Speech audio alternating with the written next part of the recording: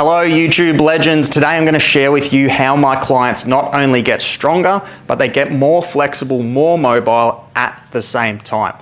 One of the biggest pushbacks we hear from people about heavy strength training is it will make you stiff. I would 100% agree with that statement if you trained like a powerlifter. So today I'm going to show you how I include some of these compound exercises for my clients, yet we also get them bendier, we get them more mobile, we get them more flexible. So, number one thing, if we want to move more freely, we want to have freedom of movement through our scapulars and through our rib cage.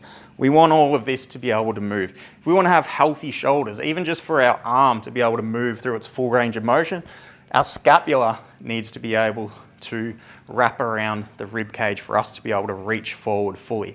So, a very common scenario that I see when people come to me to train is they're not strong, they are stiff. So they're not strong and stiff, they're weak and stiff. And I would say being weak and stiff is a much worse scenario to be in than being strong and stiff. So how do we improve that? Well, a big part of that is improving our scapula and our rib cage mobility. So we'll get straight into it with some simple mobility exercises. If you think of exercises more sort of on that strength end of the spectrum where we can load them heavier, or more on the mobility end of the spectrum where it's a little bit lighter loading, just focused on range of motion and movement, these exercises are down more on the mobility end of the spectrum. So that's where all my exercises that I program for my clients fit somewhere on this sort of sliding scale. So, including some of these exercises, these fit really well into warm-ups where we're getting the scapulars moving, getting the rib cage moving. We just want to be able to move through this full range of motion. So the scapulars should be able to wrap around the rib cage. They should be able to move up and down the rib cage. Our rib cage should be able to rotate around our spine. These are all natural ranges of motion that we want to be able to move into, and these are ranges that I see people can't access because their movement vocabulary and the training they have been doing is very limited, and that's what makes us stiff. It's not how heavy we push our strength training, it is the movement variability. What's our movement vocabulary? If we're very limited in the ranges that we move in and out of, doesn't matter how heavy or how light your weights are, if you're moving through a very limited range of motion, you're most likely going to feel pretty stiff.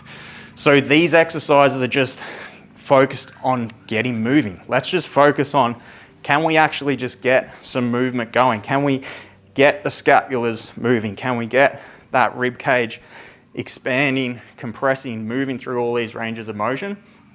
Again, these fit really well in warm-ups, or we can also perform them as an active rest. So if you've never heard of active rest before, imagine you've got a squat programmed as your primary strength exercise.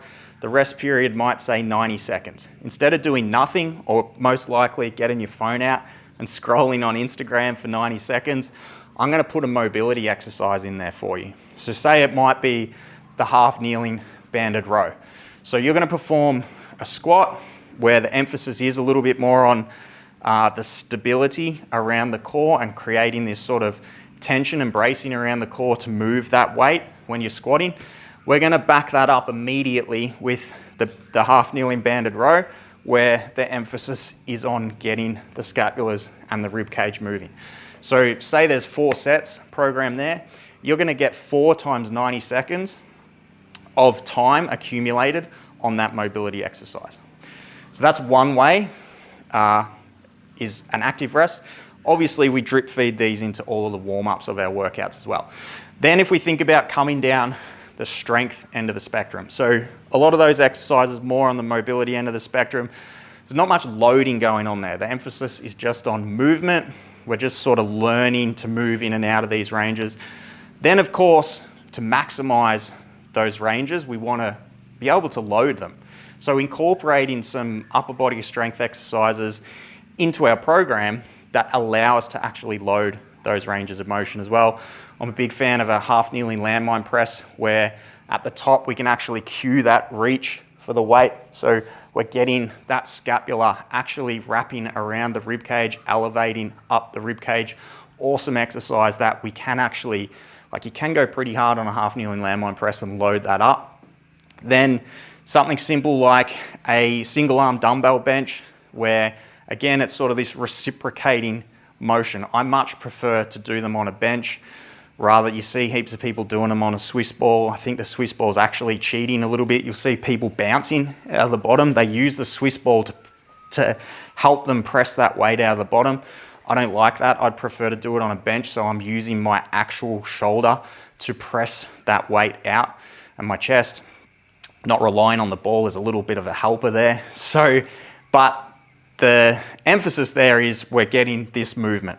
So it's a great exercise that we're getting this reciprocating motion, getting the scapulas and the rib cage rotating, yet we can go pretty heavy on that exercise. Like you're not gonna load it as heavy as you normally would with a barbell bench, but it can be a great supplementary exercise that is a little bit more down that mobility end of the spectrum, and you can still go pretty hard on that exercise.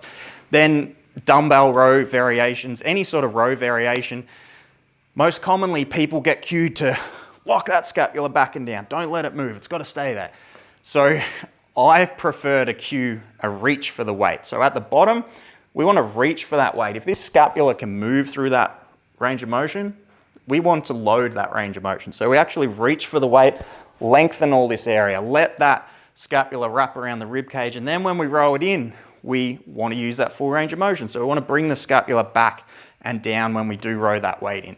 So again, just a simple little tweak on a basic exercise where we can actually get a full range of motion in there and begin to load these ranges of motion as well.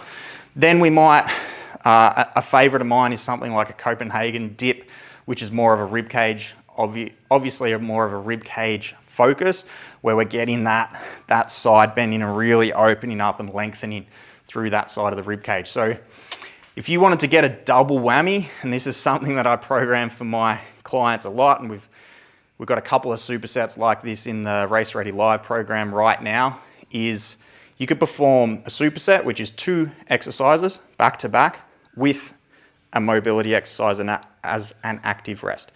So a favorite of mine would be an RDL as the first strength exercise. So again, it's a heavier compound lift, which we can push the strength, push the numbers up on, but we're focused on this sort of stability around the core, maintaining somewhat of a neutral spine as we move through that range of motion. We'd back that up straight away with a Copenhagen side dip, where we're focused on getting this rib cage moving. So we've gone straight from sort of the bracing around the core, straight into an exercise where the rib cage and the core has to move. And then we would perform a mobility exercise as an active rest.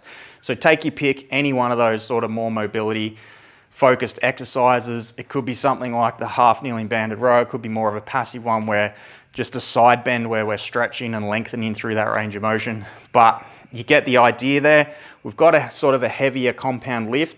We're supersetting that with more of a mobility focused exercise that is still loadable.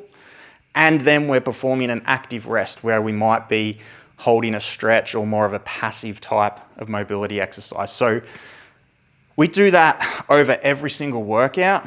Every single set of exercises has an active rest. And that's how we accumulate volume each week. We don't do like mobility sessions per se. There's not like, you don't have to find time in your schedule to do a mobility session. Like you can add that on if you want. However, all of our mobility is incorporated into every single workout. So it's drip fed into our warm-ups and it's drip fed into our active rests and the accessory work that we supplement our primary strength training with. And I do believe that is a massive part of, or it's the difference how I get my clients to get strong, but also get more mobile and more flexible at the same time. So hopefully that's given you guys some ideas. If you'd like to learn more about our training options, there is a link in the description to my website. You can check that out. See you on the next episode.